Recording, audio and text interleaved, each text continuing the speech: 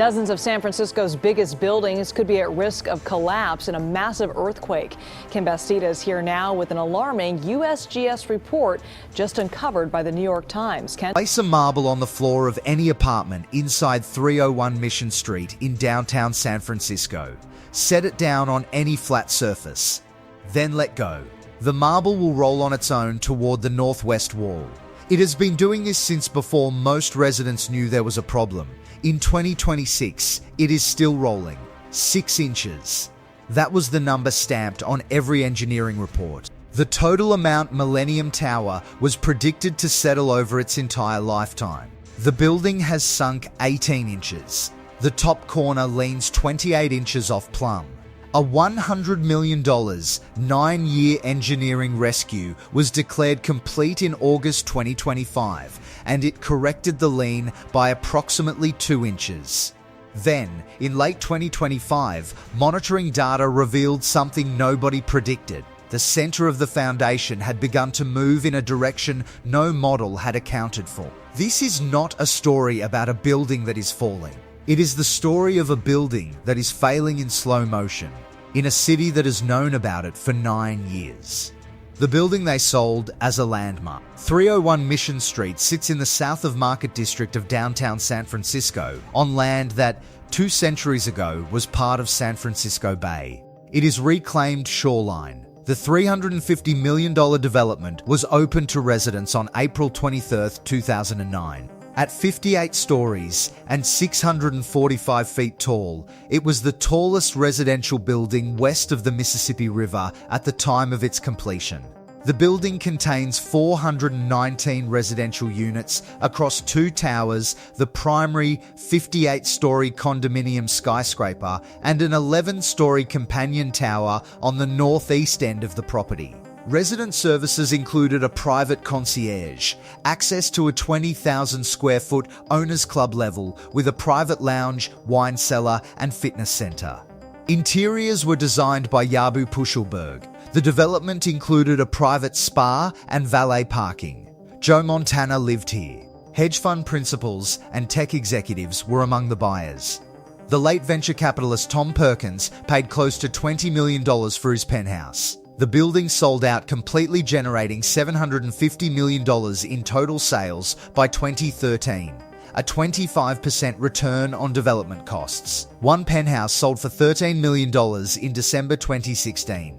The project was developed by Mission Street Development LLC, an affiliate of Millennium Partners. It was engineered by DeSimone Consulting Engineers, with geotechnical work by Treadwell and Rollo, and constructed by Webcore Builders. The geotechnical model projected total lifetime settlement of approximately 6 inches, not per year, but over the entire operational life of the building. The project received city approval, passed all inspections, and opened on schedule. It was the first high-rise built downtown in 20 years. There was one warning sign that went unaddressed. The developer, Millennium Partners, would not submit to a peer review during the planning process, a review that might have delayed construction by years. Treadwell and Rollo, the geotechnical engineer for Millennium Tower, was also the geotechnical engineer for a nearby proposed skyscraper at 80 Natoma, which the city's Department of Building Inspections rejected after an outside peer review found problems. Millennium Tower received no such outside scrutiny. The ground beneath San Francisco, what was always there. The south of Market District sits on land that was part of San Francisco Bay before the city filled it in during the 19th century. Drill down through the foundation at 301 Mission Street and you pass, in order, artificial fill, soft compressible marine clay called Young Bay mud, dense Colma sand deposited during the last ice age, a deeper layer called Old Bay clay that is still consolidating under pressure. And finally, approximately 200 feet below street level, the hard bedrock of the Franciscan complex. Almost every super tall in San Francisco is anchored into that bedrock. Salesforce Tower, less than 2 blocks away, drives its piles the full 200 feet down. Think of it like a nail hammered all the way through a board until it hits the wall behind it. The nail does not move. Millennium Tower uses a different kind of nail. The foundations specified approximately 950 reinforced concrete friction piles going 60 to 90 feet deep embedded in Colma sand, stopping well short of bedrock. A friction pile holds a building not by bracing against solid rock, but by squeezing against the surrounding soil along its length. In the right conditions, friction piles work. The design team's models said they would work here. What the models did not fully account for was the weight. Millennium Tower was built primarily of reinforced concrete rather than the lighter steel framing used by most San Francisco high-rises. When it topped out, it weighed approximately 686,000 tons, one of the heaviest residential structures in the city, pressing down on friction piles in still consolidating marine clay. Then between 2010 and 2014, the Transbay Transit Center began construction less than 100 feet away. The excavation required massive dewatering, pulling water out of the surrounding soil. Removing water from clay increases the effective stress on the layers underneath. It accelerates consolidation. It squeezes the ground. Numerical models commissioned after the fact matched the timeline exactly the sharpest spikes in settlement, and tilt occurred right as the Transbay site reached its deepest excavation point. The tower, already sinking faster than predicted, began sinking faster still. The discovery: a marble and a reporter. After developers disclosed to authorities in 2015 that the building was sinking and tilting, the public was not notified of the problem until 2016. By the time a sixth-floor homeowner named Jerry Dodson walked into the lobby on August 2nd, 2016, with a marble in his pocket and met an NBC Bay Area investigative reporter, the building had been sinking faster than any public document acknowledged for nearly a decade. Dodson placed the marble on the lobby floor. It rolled on its own toward the northwest. NBC Bay Area broadcast the footage. The San Francisco Department of Building Inspection confirmed the numbers within days. The building had sunk 16 inches and was tilting 6 inches at the top. The numbers only kept worsening. As of 2018, the sinking had increased to 18 inches, with a lean of 14 inches. Measurements in 2022 show the tilt increased to 28 inches as measured from the roof. The original model had projected 6 inches of total lifetime settlement. The building sank more than 5 times what the model predicted in 7 years. The building's sinking had also caused cracks in the building's basement and the pavement surrounding the tower. A resident on the 36th floor discovered a cracked window in September 2018 glass rated to withstand hurricane-force winds. Cracked not by weather, but by the slow deformation of the frame holding it. In March 2023, the San Francisco Fire Department reported panes of glass falling from the tower during a windstorm, shattering near pedestrians on Mission Street. No injuries were reported. The lawsuits. Everyone suing everyone. The legal response was immediate. The Homeowners Association, which had been receiving partial information for years, sued Mission Street Development. Mission Street Development sued the Transbay Joint Powers Authority, blaming the dewatering excavation next door. Mission Street also sued its own engineers, Treadwell and Rollo, by then renamed Larkey, and Decimone Consulting Engineers. The engineers denied responsibility. A second group of residents, led by Jerry Dodson, sued Millennium Partners, the City of San Francisco, and the TJ Par with Dodson regarding Millennium Partners as the primary responsible party. In November 2016, the City of San Francisco filed suit against Mission Street Developers LLC, claiming the developers withheld information on the sinking from potential buyers. In March 2017, the Homeowners Association filed suit against Millennium Partners, Webcor, Handel Architects, Treadwell and Rollo, Decimone Consulting Engineers, Arup, and the Transbay Joint Powers Authority. They were seeking $200 million to cover repairs and damages.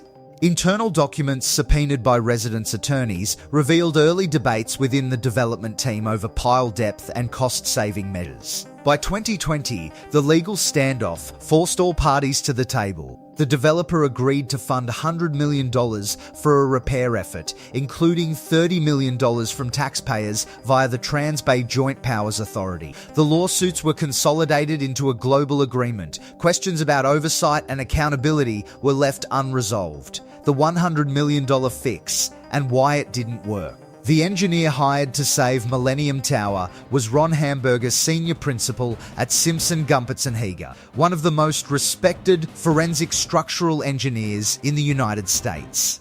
After September 11, 2001, he led the structural investigation of the World Trade Center collapse. On December 4, 2018, Ronald Hamburger revealed in a press release a final resolution to Millennium Tower's tilting and sinking problem by underpinning the building. The proposed solution involved the installation of 52 piles along the north and west sides of the tower, reaching down 275 feet into bedrock, tied into the original foundation piles.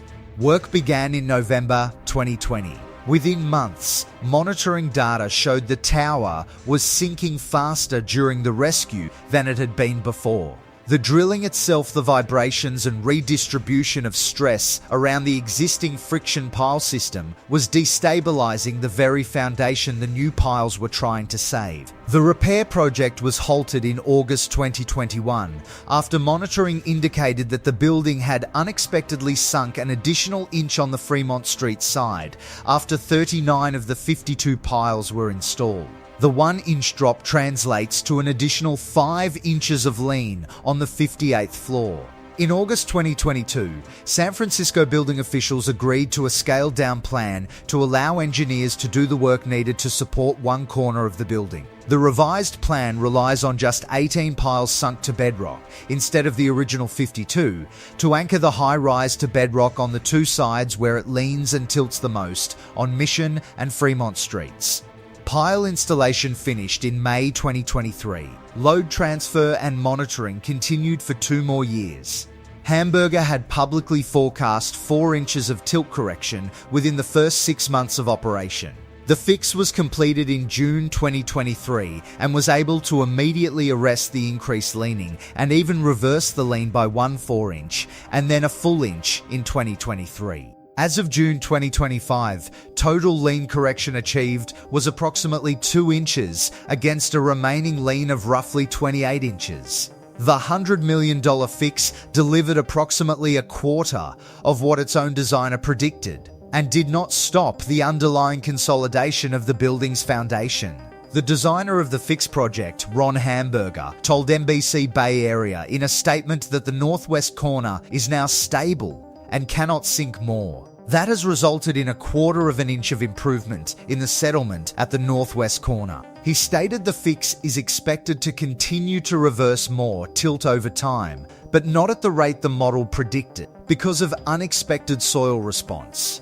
He added, "We believe this lower rate of settlement is because stress relief of the soils under the building has been more effective than originally forecast." The new nightmare. The foundation is bending. Late in 2025, monitoring data revealed something the rescue engineers had not anticipated. The center of the mat foundation, the portions sitting between the original friction piles, no longer bearing the same load distribution as the newly anchored perimeter, had begun to move differently from the edges. 2 outside engineers say the data suggests instead of sinking at the opposite sides, the tower appears to be sinking more in the center. With all tall buildings, there is a tendency, even though the foundation mat may be quite thick, there is a tendency for this center to settle more than the edges, said Harry Poulos, an internationally recognized expert on tall building foundations. Poulos points to monitoring data indicating the tower is now settling at the center at an overall rate of about 1/10 of an inch a year. 1/10 of an inch is not that much, but it's not heading in the right direction, Poulos said. And that would be a little bit of a concern to the longer term. Veteran geotechnical engineer Robert Pike explains the mechanism. When a foundation mat settles more in the center than at the edges, it creates what engineers call dishing a bending deformation. The concern is that should water seep in those cracks, it could rust exposed steel reinforcement. rusted steel expands, and that can trigger more damage to the cracked concrete. Pike added, "It's highly likely that there's been an increase in cracking for this kind of fix. That should have been obvious that there was a possibility of further increasing cracking and water intrusion into the foundation." Pike also points to a buried wall under the east side of the tower's foundation as a likely factor, a wall built to separate Millennium Tower from a neighbouring underground parking garage. The fix model predicted this wall would sink under the new weight imposed by the tower, settling in the opposite direction. But the monitoring data suggests the massive underground wall is holding fast, preventing the tower from tilting back the predicted 4 inches to the east.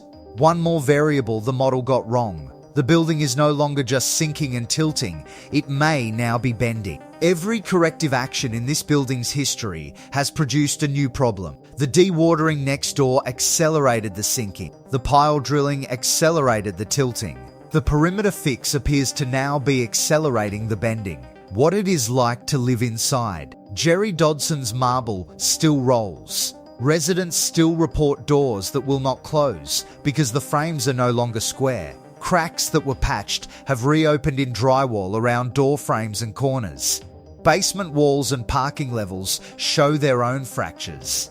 On certain floors, you can hear the building creak during temperature swings.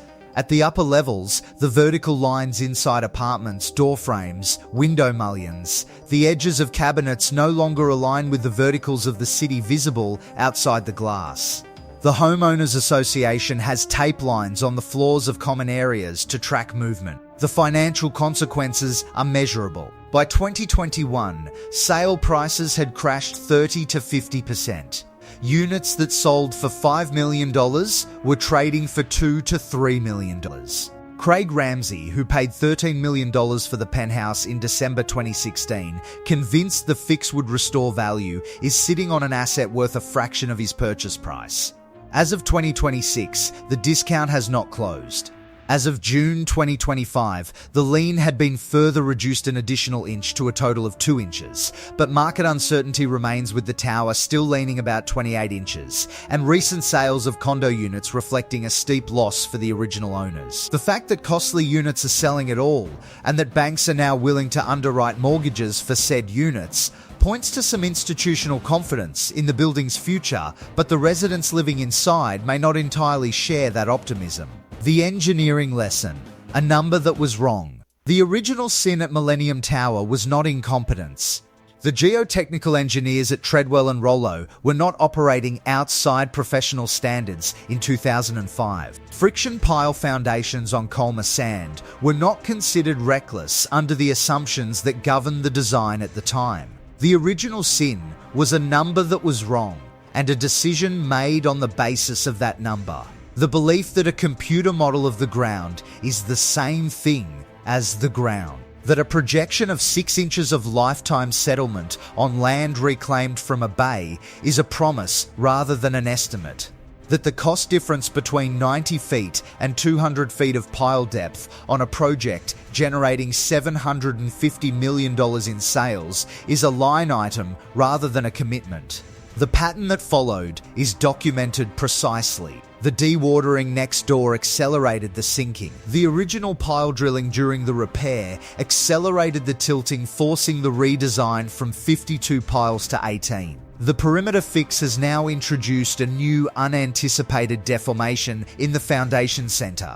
Each corrective action produced a new problem. In 2025, the perimeter pile upgrade was honoured with a Structure of the Year award by the National Council of Structural Engineers Association's Structural Engineering Excellence Awards in the Forensic, Retrofit, Rehabilitation category, recognising the complexity and technical innovation of the retrofit. The residents whose marble still rolls across their floors may have complicated feelings about that recognition.